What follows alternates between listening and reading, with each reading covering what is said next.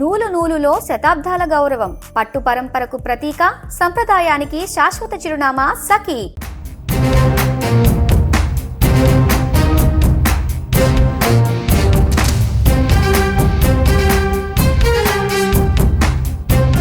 Mega అభిమానులకి శుభవార్త. June 1వ తారీఖు పెద్ది ప్రీ రిలీజ్ ఈవెంట్ విజయవాడలో జరగబోతుంది. ఏపీ మొత్తం మీద విజయవాడలో జరగబోతుంది. మరో 2 రోజుల్లో సినిమా రిలీజ్ అనగా విజయవాడలో ఈవెంట్కి రామ్ చరణ్ రాబోతున్నారు, ఏఆర్ రెహమాన్ కూడా రాబోతున్నారు.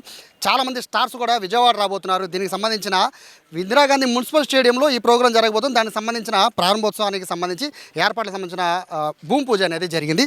ఎంపీ కేసీఆర్ చిన్ని దగ్గరుండి వాటిని భూమి పూజ చేశారు. సార్, వాస్తవంగా చాలా రోజులు అవుతుంది సినిమా ఈవెంట్లు జరిగి, అట్లాంటి పెద్ద ఇలాంటి అతిపెద్ద ఈవెంట్ విజయవాడకు వస్తుంది.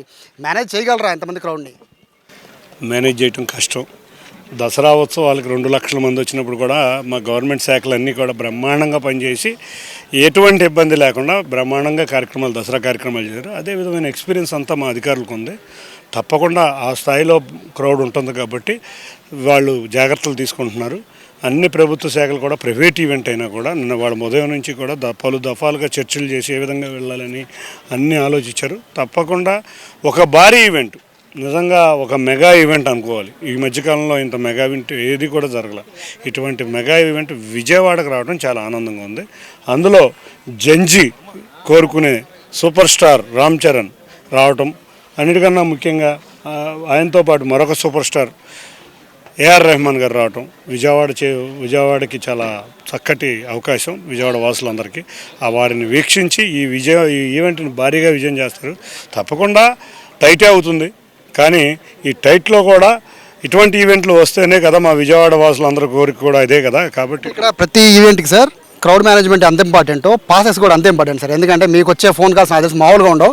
అయితే ఇక్కడ ఏంటంటే ఎంతమంది క్రౌడ్ సరిపోతుంది స్టేడియంలో, ఎన్ని పాసెస్ అవైలబుల్ అనేది జనాలు కొంచెం తెలియాలి సార్. చిరంజీవి గారు, రామ్ చరణ్ గారు అభిమానులకు పాసులు ఇస్తే ఒకరి పాస్ కూడా బయటకు మిగలదు. కాబట్టి ఈ మేనేజ్మెంట్ చేయడం ఎవరి వల్ల కాదు. కాబట్టి బాగా ముఖ్యమైన అభిమానులకి ఇస్తాం, విజయవాడ వాసులకి ఇస్తాం. సరిపెట్టుకోవాలి, తప్పదు. ఒకవైపు గ్రౌండ్ కూడా మొత్తం సిట్టింగ్ అయిపోతున్నాం. మరి ఇంతమంది ఎక్కువ వస్తుంది కాబట్టి చాలా ఫోన్లు స్విచ్ ఆఫ్ కూడా అయిపోతాయి. కాబట్టి తప్పకుండా ముందుగా రామ్ చరణ్ గారి అభిమానులు, చిరంజీవి గారి అభిమానులని కొంత సాటిస్ఫై చేసి, ముఖ్యంగా విజయవాడ నగరంలో కానీ ఈ చుట్టుపక్కల ఉన్న వాళ్ళని సాటిస్ఫై చేసి మిగతా పాసలు ప్రజలకు అందజేయాలి. స్టేడియం చుట్టుపక్కల స్క్రీన్స్ పెట్టడం కానీ ఇట్లాంటివి ఏమన్నా చేయబోతున్నారా? అదే చెప్తున్నాం శ్రేయస్ మీడియా వాళ్ళకి కూడా, స్టేడియం బయట అంతా కూడా ఎల్ఈడి స్క్రీన్స్ పెట్టమంటున్నాం. చూద్దాం. అంటే సమయం చాలా షార్ట్, 2 రోజులు. మనం ఆ టైంలో కూడా చూస్తే దసరా ఉత్సవాల్లో 2 రోజుల్లో మొత్తం స్క్రీన్స్ ఏర్పాటు చేసాం. తప్పకుండా ముఖ్య కూడల్లో కనుక స్క్రీన్స్ ఏర్పాటు చేస్తే రాలేని వాళ్ళని, చూడలేను అనుకున్న వాళ్ళకి కూడా అవకాశం ఉంటుంది. ఈ మధ్య ఎల్ఈడి స్క్రీన్లు చాలా కనపడుతున్నాయి విజయవాడ సిటీలో, వాటికి కూడా ఫీడ్ ఇచ్చే విధంగా కృషి చేస్తాం. 2 ప్రశ్నలు. ఒకటి, తిరుపతి అన్నారు, రాజమండ్రి అన్నారు, వైజాగ్ అన్నారు, బట్ విజయవాడకి ఎలా తీసుకురాగలిగారు ఈవెంట్ని? విజయనగరం కూడా అన్నారు. లాస్ట్కి విజయనగరం కన్ఫర్మ్ అయిన ఈవెంట్ని మేము అందరం ఒకటే చెప్పాం, విజయవాడ సినిమా రాజధాని. విజయవాడలో చాలా రోజులు ఈవెంట్ జరిగినాయి. విజయవాడలో ఉన్న అభిమానులందరూ చాలా మొహమాసిపోయి ఉన్నారు. ఎప్పుడో రావాల్సిన ఈవెంట్లు ఏది రావట్లేదు. తప్పకుండా ఈ ఈవెంట్ విజయవాడ వస్తే మనం రాష్ట్రం మొత్తం మీద ఒక పాజిటివ్ మెసేజ్, ఒక రాష్ట్రం మధ్యలో ఉన్న ప్రాంతంలో వస్తే ఒక మంచి మెసేజ్ వెళ్ళుద్ది. సినిమా రంగం ఇప్పుడు విశాఖపట్నం తర్వాత అతిపెద్ద సిటీ విజయవాడ, రేపు అమరావతిలో ఉండే భాగంలో అమరావతి. ఇటువంటి విజయవాడ ప్రాంతంలో కనుక ఎప్పుడైనా ఒక సినిమా టాక్ చూస్తే విజయవాడలో పాజిటివ్ వస్తే పాజిటివే. కాబట్టి ఇటువంటి భారీ ఎత్తున కార్యక్రమం జరిగితే పాజిటివ్గా రాష్ట్రం అంతా కాదు దేశమంతా ఒక పాజిటివ్ వైబ్రేషన్గా సినిమాకి వెళ్తుంది. కాబట్టి ఇక్కడ పెట్టమని ప్రత్యేకంగా మేము కోరటం జరిగింది. కోరటమే కాదు, అభ్యర్థించి ఆఖరికి బతిమాలుకుని ఈ ఈవెంట్ని ఇక్కడ తెచ్చుకున్నాం. ఫైనల్గా చెప్పండి సార్, అందరి కోరిక రామ్ చరణ్ చూడాలంటే దానికంటే ముందు చిరంజీవి గారిని చూడాలి, అలా పవన్ కళ్యాణ్ గారిని, ఇద్దరిని కూడా స్టేజ్ మీద చూడాలి, అది రామ్ చరణ్తో చూడాలి అనేది అభిమానులు చాలామంది కోరిక.